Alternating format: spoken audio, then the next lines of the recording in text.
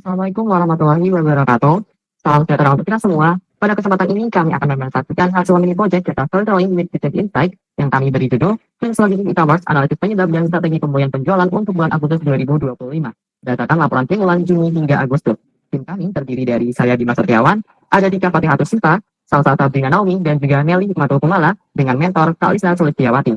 Selama 3 bulan terakhir, perusahaan fiktif yang kami analisis mengalami penurunan penjualan yang cukup signifikan. Melalui proyek ini, kami melakukan pendekatan deskriptif dan diagnostik analitik untuk memahami apa yang sebenarnya terjadi, serta faktor apa yang berkontribusi terhadap penurunan saham tersebut.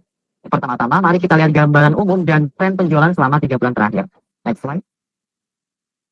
Data yang kami gunakan berisi sekitar 16.000 transaksi dengan informasi detail seperti nilai transaksi, promo, hingga performa pengiriman. Dari grafik tren terlihat bahwa bulan Juli menjadi puncak penjualan dengan revenue mencapai 6,16 miliar rupiah. Namun pada bulan berikutnya, yaitu di bulan Agustus, terjadi penurunan hingga 30,7% yang menjadikan Agustus sebagai bulan dengan performa terendah selama periode analisis. Tetapi akar penyebab penurunan ini masih belum jelas. Karena itu, tujuan kami di sini dalam analisis ini adalah mengisolasi faktor kunci penyebab penurunan dengan meninjau berbagai kemungkinan seperti apakah jumlah pelanggan mudah menurun, apakah channel marketplace mengalami penurunan performa, atau apakah return rate meningkat serta terjadi lonjakan keterlambatan pengiriman. Untuk mencapai itu, kita akan melalui peta perjalanan penemuan 3 langkah yang kita mulai dengan data overview, kemudian akar masalah root case, dan diakhiri dengan aksi prioritas di slide penutup. Selanjutnya.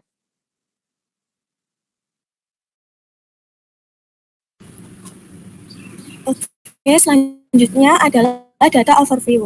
Yang pertama, kita menganalisis sales by channel, yang dimana website menyumbang sebesar 8,8 miliar dari total revenue, yang dimana kinerja perusahaan sangat rentan terhadap gangguan operasional pada channel ini. Selanjutnya, kita menganalisis promo impact analysis, yang dimana AOV non-promosi lebih tinggi daripada AOV promosi. AOV promosi lebih rendah yang dapat disimpulkan. Next. Selanjutnya adalah sales by location. Revenue terbesar diduduki oleh kota Jakarta, di mana Jakarta sangat krusial dalam melakukan kegagalan dalam mengancam core revenue. Selanjutnya, order by usia, di mana segmen usia 26-40 adalah penyumbang revenue terbesar, diikuti umur 18-25 tahun. Next. Selanjutnya, sales by kategori. Kategori penyumbang revenue terbesar diduduki oleh elektronik. Kemudian diikuti oleh home, fashion, dan beauty. Selanjutnya, untuk sales by gender, revenue terbesar diduduki oleh pelanggan perempuan, yang dimana biasanya mereka membeli produk seperti beauty, fashion, dan home. Next. Oke, selanjutnya mengenai diagnostik analisisnya. Yang pertama ada lonjakan delivery delay days. Yang pertama, kita mulai dari sisi operasionalnya. Nah, dari grafik di sebelah kanan, terlihat jelas bahwa delivery delay rate itu naik sangat tajam, yaitu dari sekitar 84,48% di bulan Juli menjadi 97,37% di bulan Agustus. Nah, artinya hampir seluruh pesanan di bulan Agustus itu mengalami keterlambatan pengiriman. Nah, untuk dampak langsungnya bisa terlihat pada return rate di grafik bawah sebelah kiri yang ikut naik dari 1,8% menjadi 2,84%. Nah, hal ini tentunya menunjukkan bahwa banyak pelanggan itu menolak barang mereka karena datang terlambat. Berdasarkan pola ini, kami menyimpulkan bahwa krisis penurunan penjualan yang terjadi di bulan Agustus itu berakar dari masalah operasional yang tunggal, yaitu keterlambatan pengiriman akibat gangguan pada rantai pasok atau mitra logistiknya. Nah, konsekuensinya itu juga sangat nyata. Pelanggan tentunya kecewa. Pelanggan yang kecewa itu tidak hanya menolak pesanan, tapi juga menunda pembelian berikutnya. Nah, jadi efeknya itu langsung kerasa terhadap volume transaksi dan pendapatan perusahaan. Bisa di next?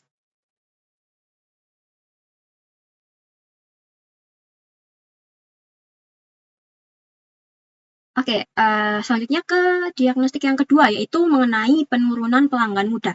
Selanjutnya, kami ingin memastikan apakah penurunan revenue itu disebabkan oleh berkurangnya pelanggan muda di bawah 30 tahun. Nah, dari grafik di kiri bawah, itu terlihat bahwa jumlah pelanggan muda memang menurun sekitar 40%, tapi penurunan serupa itu juga terjadi di semua kelompok usia, termasuk di segmen yang paling bernilai yaitu di usia 26 sampai 40 tahun.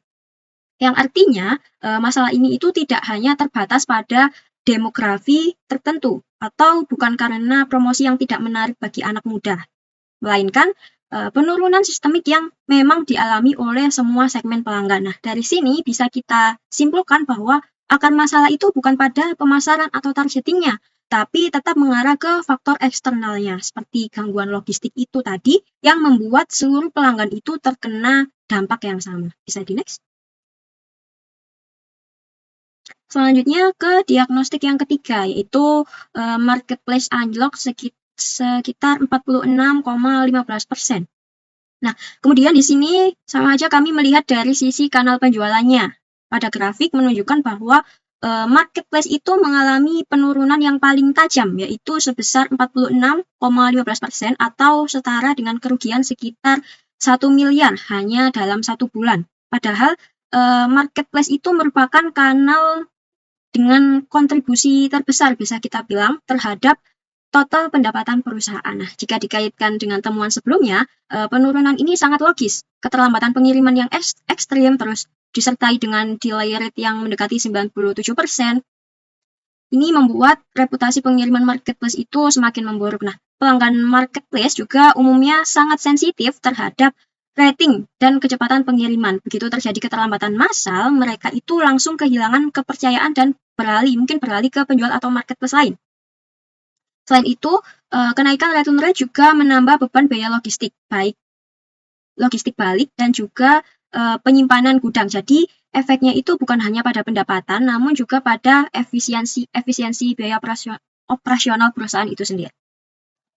Jadi dari ketiga diagnostik ini juga bisa ditarik kesimpulan bahwa penurunan penjualan di bulan Agustus itu bukan hanya disebabkan oleh turunnya minat pelanggan atau promosi yang tidak efektif, namun juga disebabkan oleh gangguan operasional di rantai pasoknya dan juga di sisi logistiknya juga. Nah, masalah ini juga menimbulkan efek domino yang cukup besar. Misalnya, karena pengiriman yang terlambat, akhirnya pelanggan itu kecewa dan juga melakukan retur sehingga reputasi marketplace-nya itu turun, yang akhirnya menyebabkan revenue perusahaan itu anjlok. Nah, dari sisi bisnisnya, ini juga menunjukkan bahwa pentingnya operational reliability. Karena sekecil apapun gangguan logistiknya itu, dampaknya juga bisa langsung terasa pada kepuasan pelanggan dan juga kinerja penjualan. Bisa di next?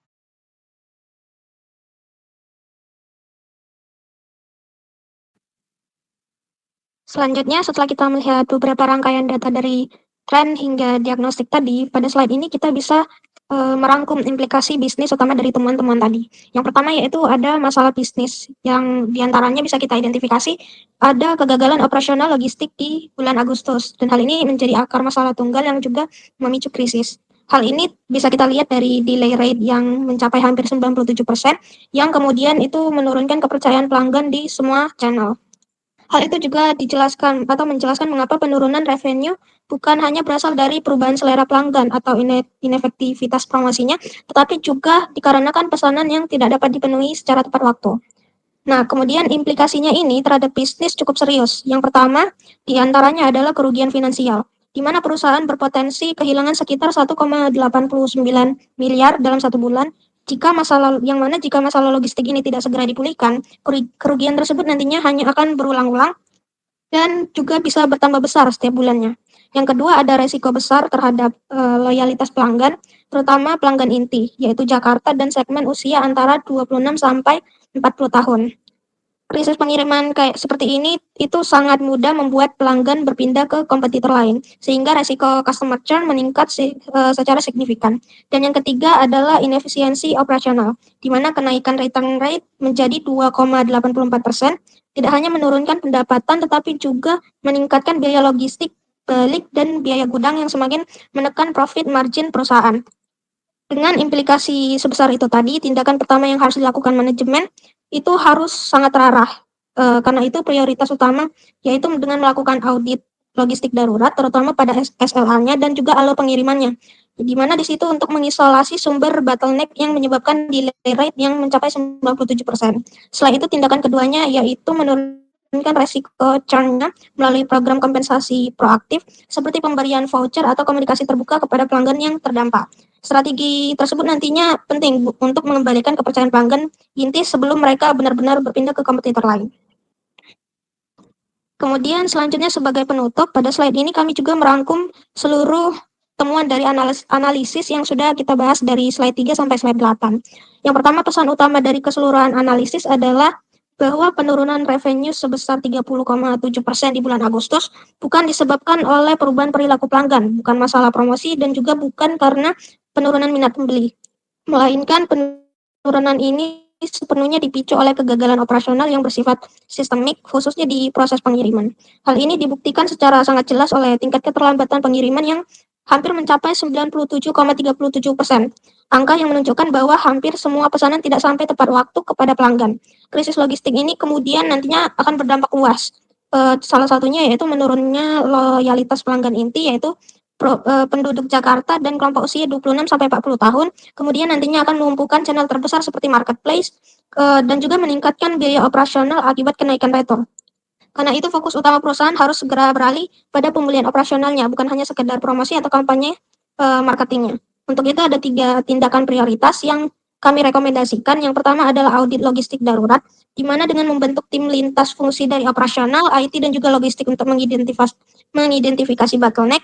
Targetnya adalah menstabilkan delay rate ke bawah 50% dalam 7 hari kerja.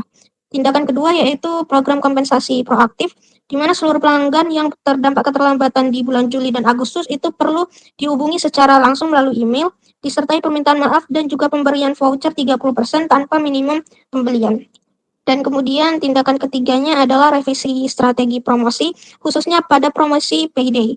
Promosi perlu diberi syarat minimum purchase value, misalnya 500.000 untuk mendorong kenaikan AOV, sekaligus memastikan promosi tidak hanya menarik pemburu diskon. Jadi dengan hanya menjalankan tiga langkah tadi secara simultan, perusahaan dapat menghentikan krisis logistik dan juga mengembalikan kepercayaan pelanggan serta menstabilkan revenue dalam waktu yang relatif cepat.